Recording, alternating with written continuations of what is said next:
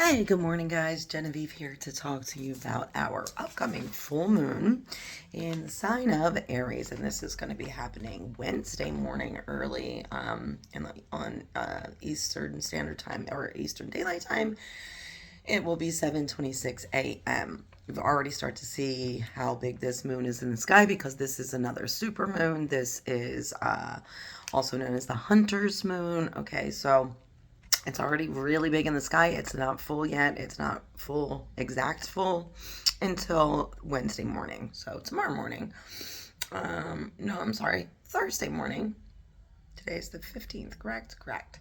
So, uh, yeah, so around 7:30 in the morning when most people are getting up and ready to go to school, go to work, things like that. So, and even though the sun will be out, it's going to be so big, it's going to take up, it will definitely be visible with daylight, because that's how big, how close, how super this moon is, okay? So, it's in the sign of Aries, and we're going to talk about all of that. Um, I did earlier last night, and this morning work on my blend, my oil blend that I created for this occurrence called Harmonize, because we're working with the Aries, the cardinal sign of Aries and Libra, and those signs typically when they work together can bring, they both love beauty, they love passion, creation, all these things. So we want to, the ideal, the goal is to bring all those energies together and to harmonize them together. However, I'm going to start by saying the biggest influence in this particular chart with this full moon is there is a cardinal grand cross, and we will get into that a little bit later. Any of you that have taken my classes know what those grand crosses and trines and things are, or at least have a bit of recollection, a bit of memory on those. It's cardinal, meaning all of the signs of this cross are in cardinal signs. Libra is a cardinal sign. Aries is a cardinal sign, as are Cancer and Capricorn. Cardinal signs. Little brief refresh on that. These are the signs that are at the beginning of each season. They are kind of the change bringer, the leader, the force that's kind of ushering things in. Okay, the energy that of the season when it's new. All right. So that being said, let's get into some of these things here. Okay, so we have, besides that grand cross, cardinal grand cross, we have some things that we want to highlight here and talk about. Oh, this over the next the course of this moon, 3 to 4 days, no surgeries. If you have any surgeries scheduled, it's probably a good time to reschedule them unless it's absolutely necessary, but it's not a really good time to do that. Just a quick reminder too, when I go over this, when I do the horoscope and I do the full moon and the new moon readings for you, these are not absolutes. This is the energy that you're working with. So this is for you to best prepare yourself for these energies. It's what's working against you, what's going to work in your favor, and what you need to either guard against, to be aware of, so you can caution yourself or avoid, or work with to the positive good. Okay, they're not absolutes, they're potentials, right? It's what you do with it. And of course, everybody's different, so all this energy affects everybody differently. But again, this is the guideline, this is what's going on. Okay, so the sun and moon right now, they are obviously opposite each other. That's what a full moon is. So sun opposite moon, and Aries opposite Libra right here. What I want to call this with these two cardinal signs, these very passionate, these very driven signs, there is a tendency here, I'm going to call this, nickname this energy right now, overblown ego coming from Aries, and delusional thinking coming from Libra. That's kind of the worst of the possibilities right here, okay? But that is also kind of the shadow or the extreme of both of those signs, the overblown ego, and highly thinking of themselves, Aries sign, and then the really kind of rose-colored glasses to the point of delusion, Libra. All right, so But we have the sun and the moon square Mars right now. Mars is in Cancer, so that's a water sign. This is going to lead to irritability, overly sensitive, so guard yourself against that. Rushing to get things done, so this would be a good time to try to slow down. You can get everything done, but slow your pace a little bit. Um, Now, our sun and moon are going to be trine Gemini, or Jupiter in Gemini, Gemini being an air sign.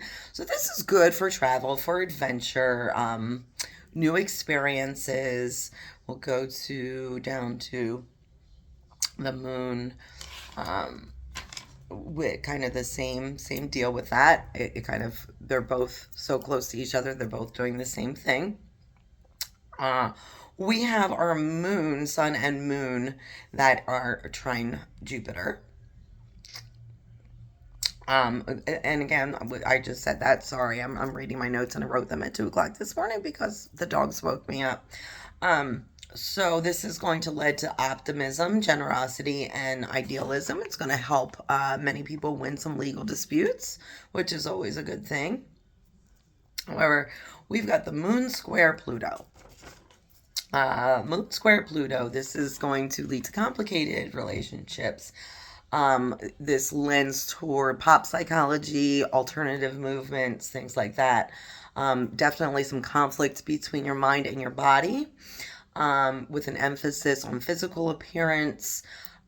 So there's a delusion involved with this. So this is specifically calling to people that are either have overly high opinions of the way they look and the way others perceive them, or conversely, it could be someone who has just an uncomfortable relationship with their body, whether it be body dysmorphia or someone who is constantly looking to the newest surgeries, medical things to improve or alter their image in some way. For whatever reason, they are not comfortable in their own skin, and they definitely project that onto other people. So be on guard if that is a tendency of yours, but also, be on guard for the people that are on the flip side of that as well, who think they are the best thing ever, and everybody else is a piece of crap under their shoe. This energy is gonna kind of knock them down a few steps off of that pedestal.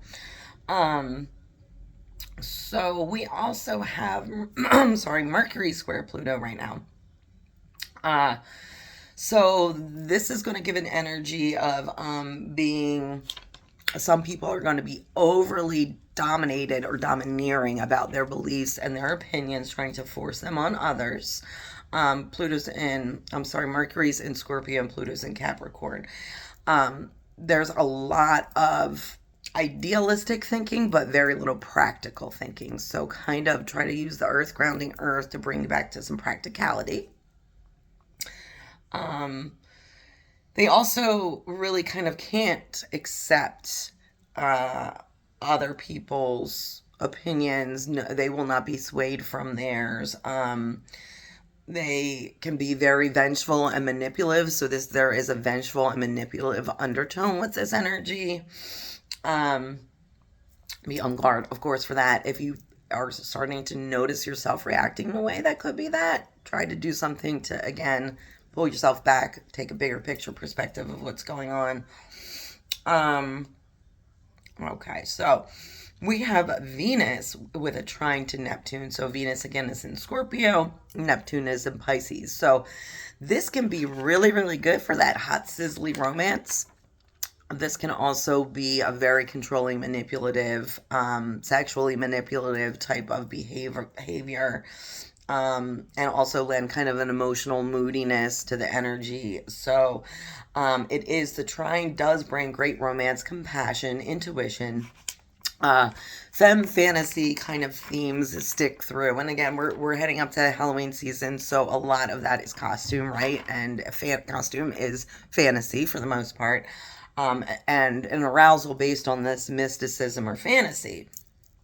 But with Venus trine or sextile Pluto, this will bring conflicts in relationships where a lot of needs are not being met.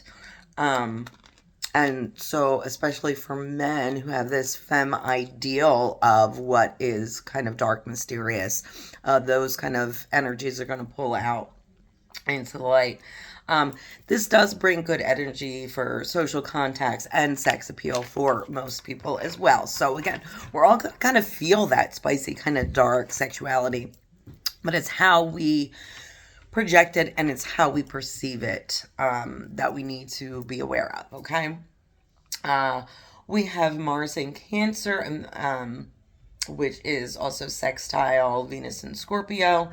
So this is going to be kind of a relaxed interactions with friends, with loved ones, and regarding sexuality. So embrace that definitely. Does also tend to kind of an emotional and moody nature. So again, full moon energy can be very draining for people. We have Mars trine Taurus, well, Uranus in Taurus. So this lends to unusual interests, extremist political movements. So watch out for that. Very people joining into things that they really don't understand or don't really know, and without doing their research, they might be joining a movement because they believe lies that they've heard, or they just believe a powerful magnetic figure. Watch out for that. However, this is good for careers that focus on engineering and construction. There's a lot of critical thinking going on in the practical realm there. So just use that practical thinking with your political beliefs and your spiritual beliefs as well. We have a nice little trine with Mars and Neptune. Neptune is in Pisces. So trine means they're working together, but in this instance, this again is going to lead to that fantasy, but being impractical, and just a lot of trivial knowledge, but that doesn't really have any practical use in the real world. All right. It does also, we have Mars opposition Pluto. So again, with Mars in Cancer, Neptune or Pluto in Capricorn, this is where you need to be careful of hurting people's feelings because of your sharp judgment. This aspect brings very critical, sharp tongue, sharp judgment. Watch out for that. If you have that tendency, watch for that yourself in that as well. This brings a lot of black and white thinking, and these people and this energy kind of lends to a full belief in your own abilities without the help, input, or knowledge of anybody else. So be aware for that. Be a little bit more cooperative and open-minded. This full moon is not going to be very conducive to that. So again, not telling you to hide away, but it's just the energy is going to be really, really strong. Also, this could bring big life changes for some people. So whether good or bad, this is going to give the energy to really make some huge, huge personal life changes for a lot of people that are especially impacted by these particular placements and signs. Again, depending on where it falls in your chart. This is just general. We have Jupiter squared Neptune. So Neptune is in Pisces, Jupiter's in Gemini. This gives a restlessness, but with no clear goals. So a lot of restless, kind of pent-up energy, that Aries full moon, but no clear goals. So kind of no path forward to get things done. Kind of nervousness, overemphasizing, again, like my idea is better than yours, but then, okay, how do we implement it? And then there's also, because of that, everyone kind of feeling their own self-importance. They are right, everybody else is wrong, or their idea is the best, or this is the way things should be done, whatever the case may be. Everybody talking and nobody listening, kind of energy going on. So there's really no major aspects to Saturn in this chart. And again, because Uranus, Pluto, and Neptune are outer planets, their aspects really don't change for months, years, sometimes even generations. So we still have that Uranus trine Pluto, which is global peacemaking on a global scale, and Neptune and Pluto sextiles. So Besides that cardinal grand cross, which I am going to talk about again, I just want you to know Pluto is all the way out there, this tiniest planet in the farthest end of our solar system, but they've got all the oppositions and the squares in this chart. So they just out there. You don't think that little planet all the way standing out in the way yonder isn't the one that's fucking everything up, because it actually is. It's really throwing a monkey wrench into a lot of stuff right now. So, and then I want to, again, the cardinal grand cross. So cardinal signs, we talked about that, the Libra, the Aries, the Capricorn, and the Cancer. They usher in the new season. They bring change. They're idea people, sometimes leaders, but this will lend to a difficulty achieving goals because of a very black or white thinking, all or nothing attitude. I want it quickly. I want it now. I want it all of it or none of it. So be on guard for that. And also concentration problems, because all of that, fiery, erratic Aries energy. So again, this can be good. This can be bad. It depends where these planets fall into your chart.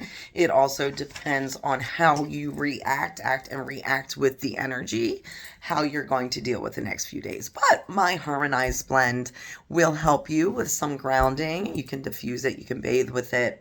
You definitely want to charge your crystals under this full moon, especially if you have goals that you need to, if you're feeling stagnant, if you're feeling there's something holding you back. There are blockages in your path. There are powers that be that are controlling things in your personal situation that are beyond your control now. Then you need to meditate. You need to diffuse, sage if you need to. You need to really ride this energy, deal with it, work the best way you can with it, but then sit back and let the universe do what the universe is going to do. Don't be impatient like the Aries. Don't be too rose-colored and delusional thinking like the Libra. All right. Have a great, blessed week, guys. Enjoy the full moon. I know I will. And we will be talking to you soon. Have a great day.